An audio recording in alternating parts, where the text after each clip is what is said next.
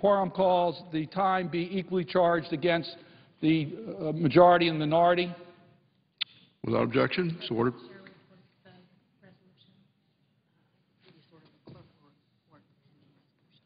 Under the previous order, the clerk will report the pending resolution. Make you see again.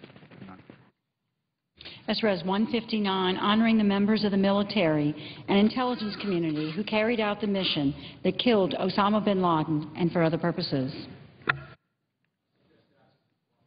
Clerk will call the roll. Mr. Akaka.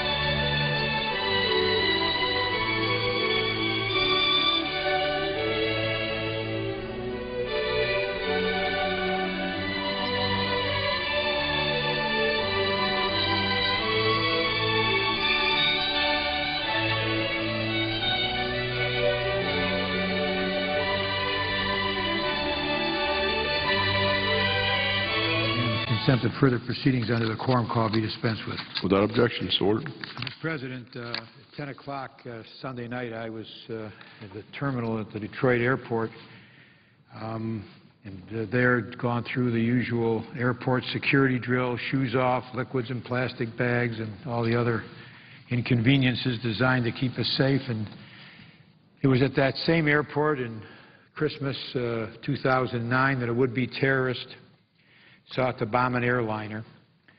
So I was surrounded by reminders, large and small, of how the threat of terrorism has affected our lives when Defense Secretary Gates called me with the momentous news that our forces had succeeded in raiding a compound in Pakistan and killing Osama bin Laden.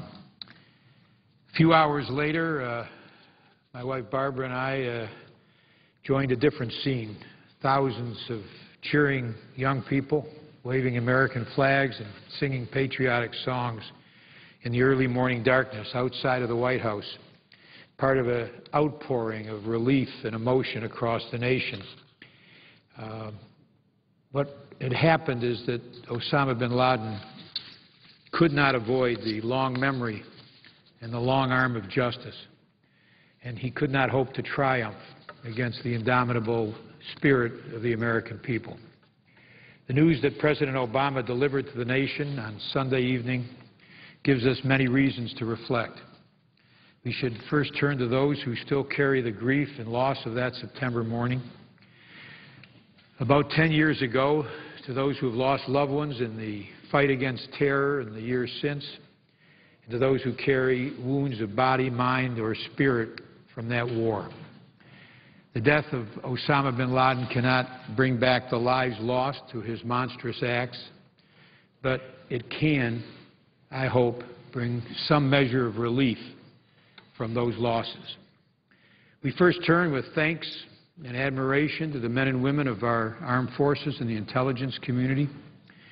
For them and their families, the last decade has been one of long separations, uncertainty, and danger. And yet time and time again, they have answered their nation's call with courage, with competence, and with skill. And once again, have earned our utmost gratitude. We should also commend the President for his courage and for his care in ordering a military mission to capture or kill Osama bin Laden. There was no direct evidence that bin Laden was in the compound that the CIA had determined housed 2 al-Qaeda couriers. Instead, the evidence was circumstantial, and there were differing views within the intelligence community as to the likelihood that bin Laden or perhaps some other high-value target was there. Moreover, the mission required the military helicopters to enter into Pakistani airspace, to land in Pakistan's sovereign territory, and for Navy SEALs to use lethal force on a compound in a city that was home to 2 Pakistani armed regiments. The President courageously rejected the alternative options of launching a bombing mission, a missile mission, or waiting until there was more evidence of bin Laden's presence. He rejected both of those alternatives. And with his bold decision, and with the heroism and skill of our military and intelligence professionals, our nation struck a tremendous blow not just against a single depraved individual, but against the hateful ideology that he espoused. That there be no mistake, al-Qaeda is weaker today. Its leader is dead, and so is the myth surrounding him. Osama bin Laden sent his followers to hide in dank mountain caves, and often to their own suicide, from the comfort of his $1 million villa. His death has dealt al-Qaeda a major blow. The mystique of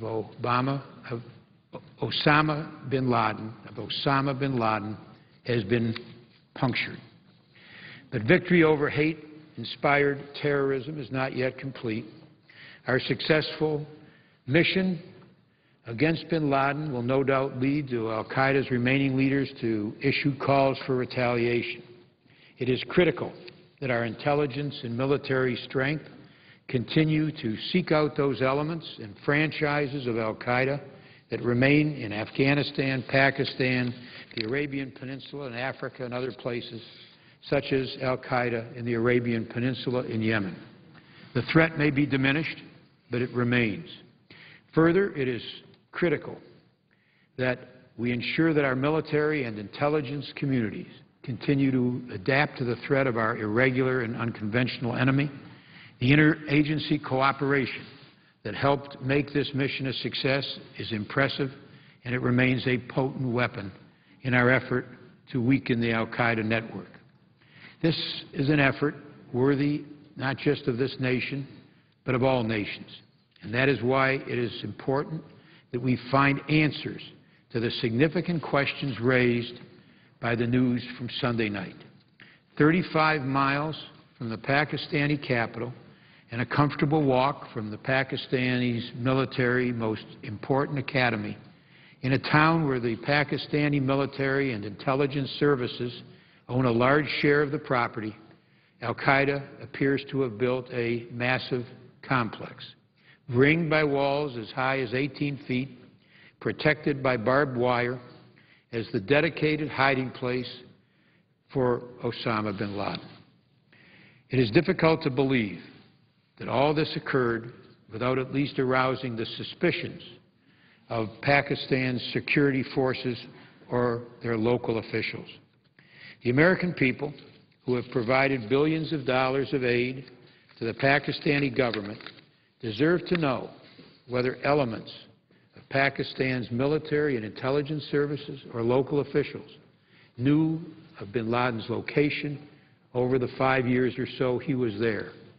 and if they did not know, how that could possibly be the case.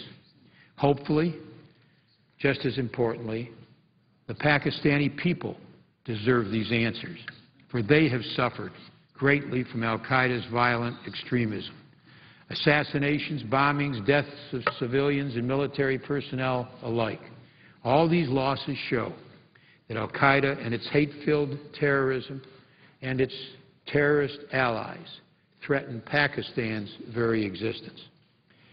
I believe that some of Pakistan's leaders know this to be true, and I was heartened by the reaction of Prime Minister Gilani to bin Laden's death.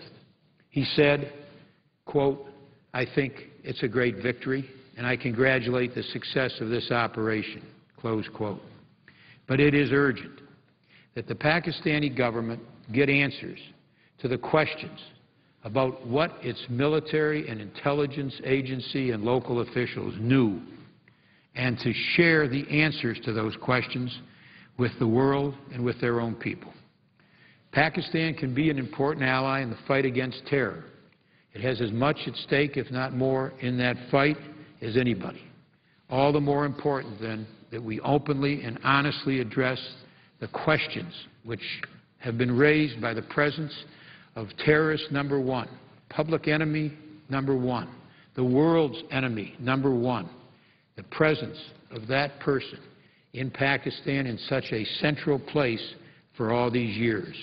It is important that those questions be honestly answered so that we can continue this fight together. Mr. President, I yield the floor. Note the absence of a quorum. Clerk will call the roll. Mr. Akaka?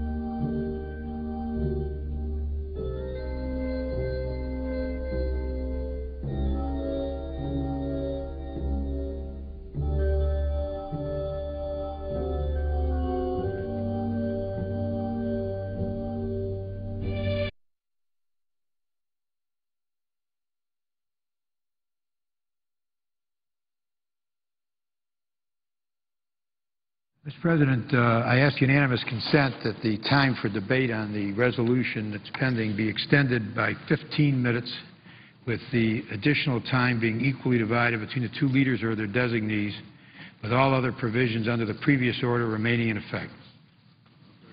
Without objection, so ordered. And with this agreement, the vote will now occur around 3:45 p.m. Mr. President, I note the absence of a quorum. Clerk will call the roll. Mr. Akaka?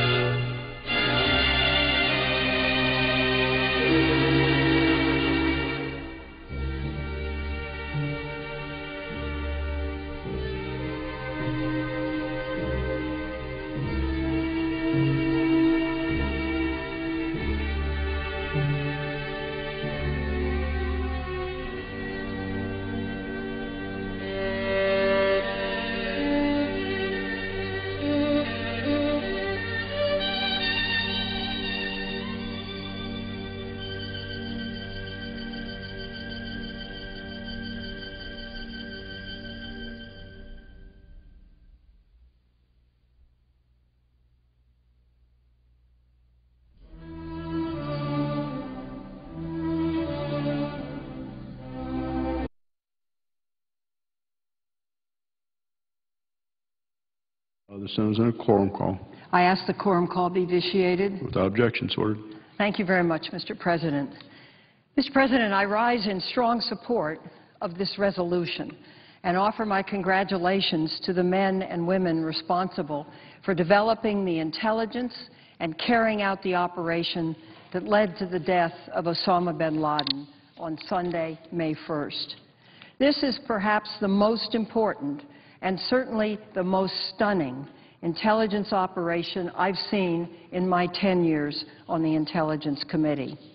I want to congratulate, first and foremost, President Obama. As he stated in his Sunday night address to the nation, he directed Leon Panetta, shortly after taking office, to, quote, make the killing or capture of bin Laden the top priority of our war against al-Qaeda. When the effort to collect and analyze intelligence on this compound in Abbottabad bore fruit, President Obama made a courageous and very gutsy decision to order the strike, even though the intelligence community could not assure him with certainty that bin Laden was there. At the operational level, the hunt for bin Laden and the raid on his compound has shown the greatly improved collaboration and cooperation across the intelligence community and, of course, the Department of Defense. The CIA has received, and well deserved, the lion's share of the credit. The agency collected the human intelligence and carried out other missions that found and characterized the Abbottabad compound, and CIA analysts took the lead in analyzing and reanalyzing that information. The CIA's Counterterrorism Center has a banner on the wall that reads, and I quote, "Today is September 12th, 2001, end quote. It's been nearly 10 years, but their perseverance and dedication has truly paid off. I want also to recognize the efforts of the National Security Agency, which provided signals intelligence, and the National Geospatial Intelligence Agency, which conducted the imagery analysis on the compound. It was truly a team effort. I also commend and give thanks to the Joint Special Operations Command, or JSOC, the team that flew to the compound under cover of night and conducted the raid. It was not a picture-perfect operation, and changes to the plan were necessary as the lead helicopter was forced to land unexpectedly. But the highly trained and skilled members of the Navy SEAL team adjusted. They reached their target. They killed Osama bin Laden without taking any casualties themselves. I was first briefed on the compound and the possibility that it housed Osama bin Laden in the beginning of last December, along with Senator Kit Bond, who was vice chairman of the Intelligence Committee at that time. Since then, the current vice chairman, Senator Saxby Chambliss, and I have been regularly briefed and updated on the intelligence. And I thank Director Panetta and his team for keeping the Intelligence Committee leadership informed. As one who is regularly critical of our government's inability to keep secrets, it is very reassuring that this highly sensitive and sensational intelligence was kept under wraps for months. Mr. President, there is no doubt that Sunday's operation gives rise to a number of questions. Among the most important of them are, one, what did Pakistan know about bin Laden's presence and this compound in the up to 6 years he was there? Has to be pointed out, this compound was 8 times bigger than any home in the vicinity. It was just a quarter of a mile away from another home. It was a mile away from a major military academy. It had razor wire on the top of very large walls, and it was very large in itself. Trash wasn't picked up. It was burned. No one came in and out, really, except the 2 couriers that went about delivering messages from a distance from the compound. It should have been an issue of curiosity, and neighbors surely would have been interested. Who lives there? Why is it so big? What's going on there? But there was virtually no reaction. The second point is, what does bin Laden's death mean for al-Qaeda and for the affiliate groups and lone wolves that he had inspired and led? As the chairman of the Intelligence Committee, I'll be looking for answers to those questions and get more of the details of the operation itself. Tomorrow morning, in a joint classified hearing with the Armed Services Committee, we will be looking into these and other issues. But this resolution is about commending the men and women of our intelligence community and the United States military for their dedication and years of work that led to 40 minutes of incredible success. It should also recognize the fact that since 9/11, intelligence has been streamlined, stovepipes have been taken down, and analysts have greatly improved in their tradecraft.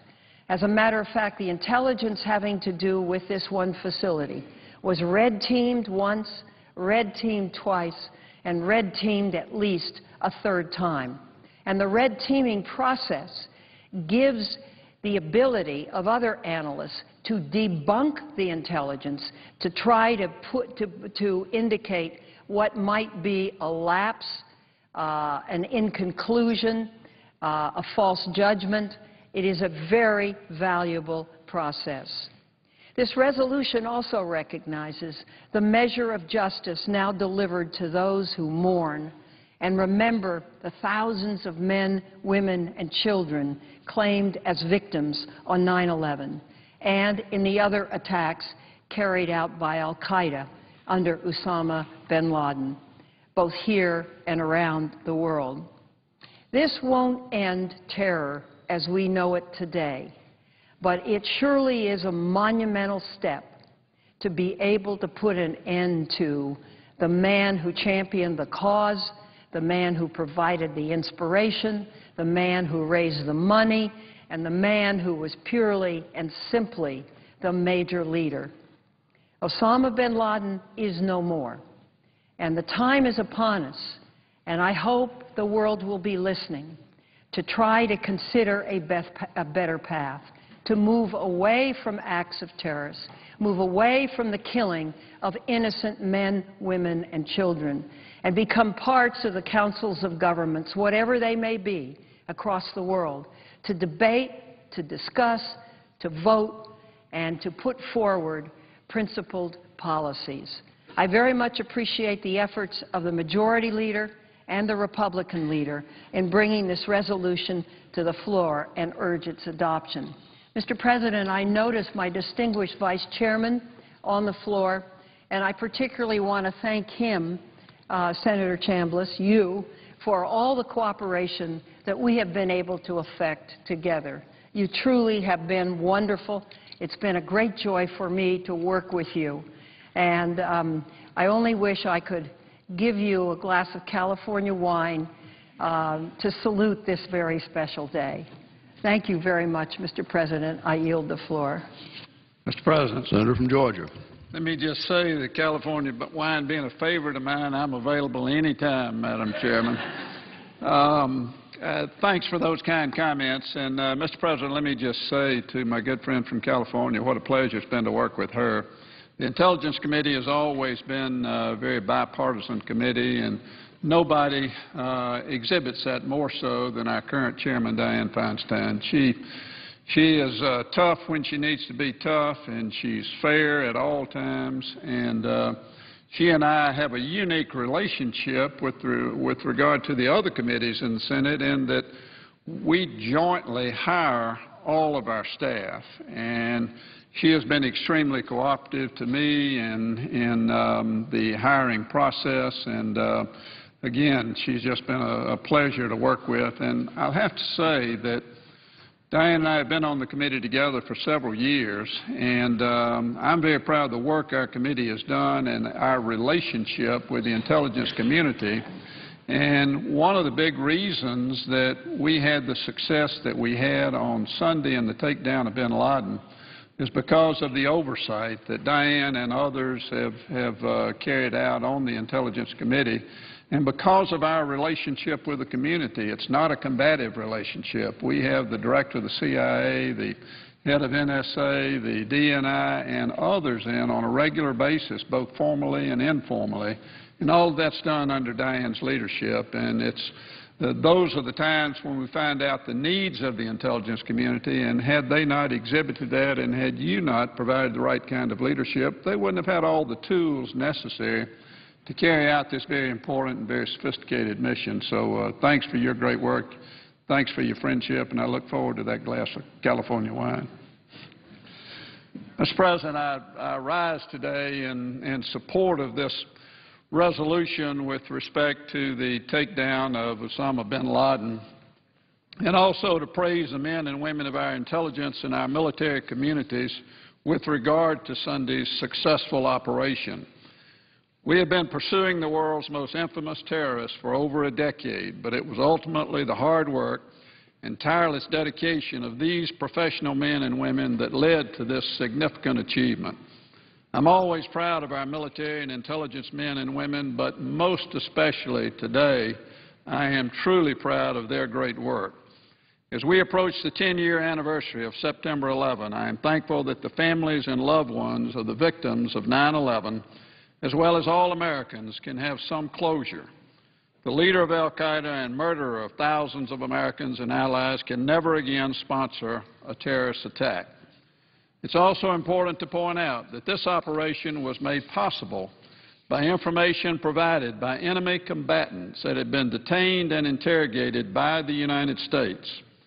There has been a lot of debate in this country about our detention and interrogation policy, but this is probably one of the clearest examples of the extraordinary value of the information we have been able to gather from the CIA's detention and interrogation program.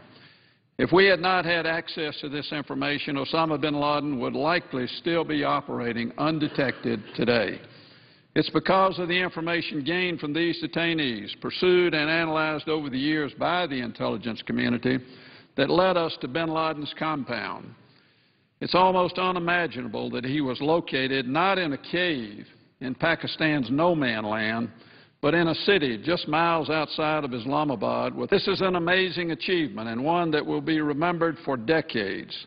But we must remember that al-Qaeda is a diffuse and decentralized network that continues to threaten Americans both at home and abroad. A number of dangerous leaders associated with al-Qaeda, including Ayman al-Zawahiri and Anwar al-Awlaki, are still out there, no doubt plotting their next attack as we speak. We also face a growing number of threats from other radical organizations and individuals, including homegrown terrorists and extremists. Although bin Laden's death is an enormous blow to al-Qaeda, we must make sure that we remain vigilant in all our efforts to defeat terrorism and never lose sight of our objectives, which is not the death of one man, but the dismantling of all terrorist networks that seek to do us harm. In closing, I want to again thank our intelligence professionals and military personnel for their service and dedication. I also want to remind everyone that while this is our greatest success to date in our efforts to combat al-Qaeda, we still have a lot of work to do and cannot rest until all of that work is done. Mr. President, I yield the floor. Senator from Arizona. Mr. President, I rise to speak in support of Resolution 159, honoring the members of the military and intelligence community who carried out the mission that killed Osama bin Laden. I'm as happy to rise today as at any time in the past 10 years. And it's been for the last 10 years that I have eagerly awaited the moment when my colleagues and I could take to this floor and celebrate the news we got this Sunday, that we got Osama bin Laden. Justice has been done. And the world has become a better place now that bin Laden is no longer in it. This is a time for national unity and celebration. It's a time to finally close a painful chapter in the history of our nation, even as our larger fight continues. And most of all, It's a time to give thanks and recognition to a distinguished group of our fellow citizens who will forever occupy an honored place in our history.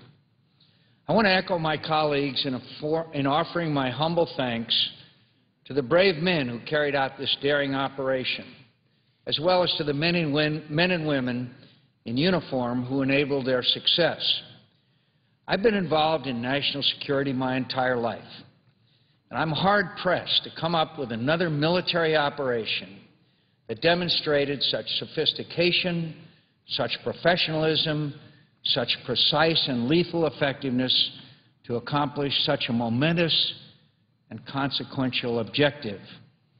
I am truly in awe of what these young men have accomplished, and I thank God that our nation continues to produce heroic warriors such as them, who are willing to give everything, to sacrifice everything, to devote their lives not to the quest for wealth or fame, but to the service of a just and noble cause that's greater than their self-interests.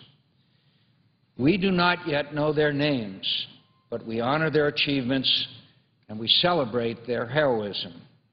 They have made history and earned their place in it. I want to offer the same praise for our intelligence professionals.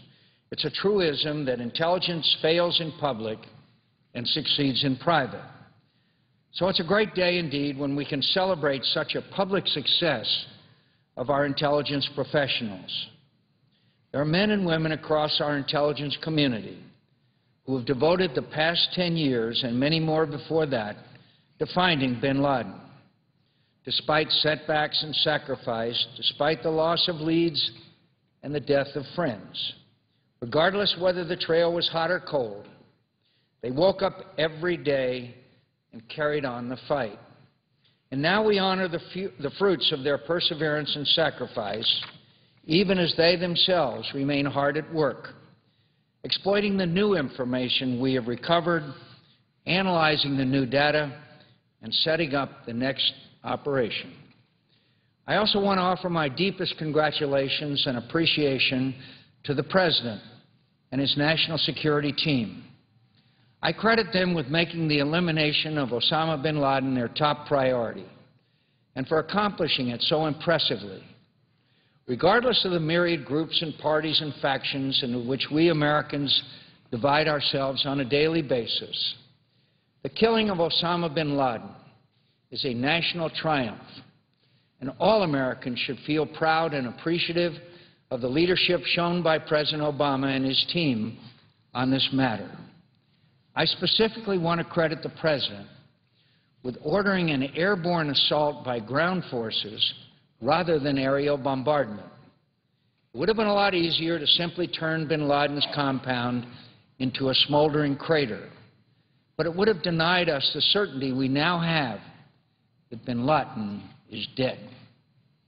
It took real courage to assume the many risks associated with putting boots on the ground, and I strongly commend the President for it. I would be remiss if I did not also thank President Bush and the many officials who labored with him for 8 years to do what has now been done. I know that it is one of President Bush's regrets that he could not eliminate bin Laden on his watch, but he and his team should take solace in the knowledge that they laid the foundation for Sunday's operation, and they deserve credit for that. Finally, I want to say a word to the many American families for whom this celebration is a bittersweet because it recalls memories of the mothers and fathers, spouses and siblings, sons and daughters who were stolen from them and from us all, not just in the September 11th attacks, but in the many acts of mass murder for which Osama bin Laden was guilty. No act of man can fill the aching emptiness of a loved one lost. For that, there is only the grace of God. But it is my sincerest hope that the elimination of Osama bin Laden, this act of justice done, will help to ease the pain and bring closure to what has surely been a decade of torment as we were daily reminded that the world's most wanted terrorist was still free. I also want to credit the families of the victims of September 11, 2001. Had it not been for their relentless efforts and advocacy, Congress would not have established the 9/11 Commission and adopted many of its important reforms of our national security establishment, reforms that no doubt were instrumental in facilitating the joint and collaborative operation to find and kill Osama bin Laden. I could not imagine a greater contribution that the 9/11 families could have made. Of course, the death of Osama bin Laden does not portend the elimination of al-Qaeda or the end of terrorist plots and attacks against our country. We must remain vigilant in our pursuit of every enemy who would do harm to us and our friends and allies, and we shall do so. But there is no denying that the death of Osama bin Laden will have a significant impact in this long war. It will enable us to focus more of our time and attention and resources on others who would do us harm. And perhaps more importantly, it will enable our country to look more fully forward, to focus more completely on supporting the peaceful democratic awakenings that are sweeping the Middle East and North Africa, which are the greatest repudiation of al-Qaeda that we ever could have imagined or hoped for. If there is any consolation in the fact that Osama bin Laden lived as long as he did, it is that he got to witness Arabs, Muslims, by the tens of millions, rising up to demand justice and dignity, not through suicide bombings and mass murder, but through peaceful change, political freedom, and economic opportunity, the very ideas that bin Laden's perverse and murderous ideology seeks to destroy. That could be the truest death knell of al-Qaeda, and I, for one, am very happy that Osama bin Laden got to hear it just before a team of American heroes ended his wretched life. Mr. President, I suggest the absence of quorum. Clerk will call the roll. Mr. Akaka.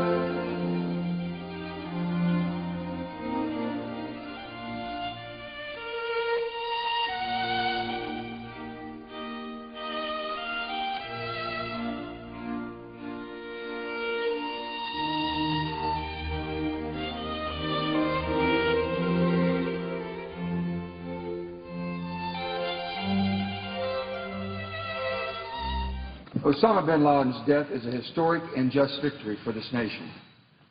While this is a profound victory for the war on terror, our thoughts must go to the thousands of innocent men and women who lost family members and whose lives were forever changed by the tragedies of September 11.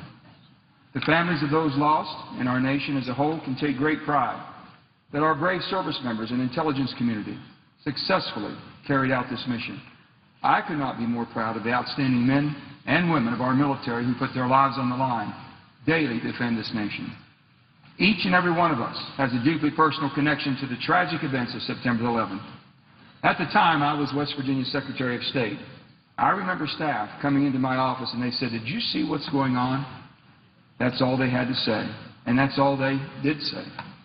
So many Americans have similar stories. We watched in horror as the second plane hit the World Trade Center live on television. And I knew that something we can never anticipate and never imagine had just happened to our great country. We didn't know how our lives would change, but we knew they would. In West Virginia, like states all over this country, we are still mourning those we lost, a former WVU quarterback and a WVU economics graduate who were both killed in the World Trade Center's North Tower. A Parkersburg High School graduate, a young lady who perished in the South Tower, and a Marshall University, a doctor who had practiced and who was educated at the University of Marshall Medical School, was killed when the airliner he was on crashed into the Pentagon. Our thoughts and prayers will always be with them and with their families. Just like our world changed that terrible day, it has changed yet again with the killing of Osama bin Laden. It means something different to each of us. Osama bin Laden's death cannot bring back the thousands of lives that were lost that fateful day, or the ones that have been lost at the hands of al-Qaeda since.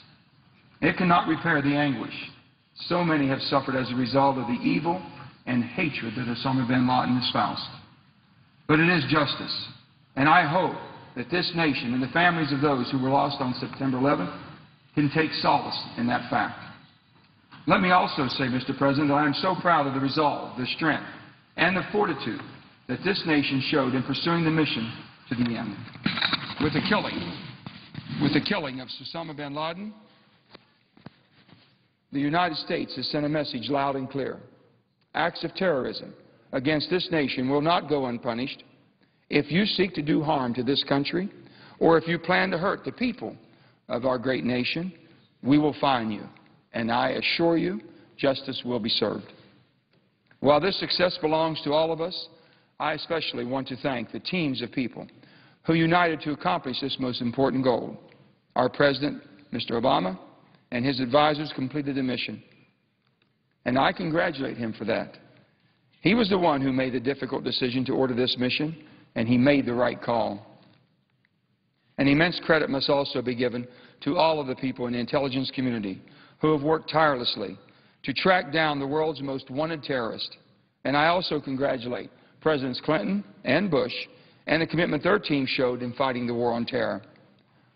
Finally, I hope that we sustain the spirit of unity we all feel at this moment, to put politics aside and remind Americans that as a great nation we become greater when we unite behind a common purpose.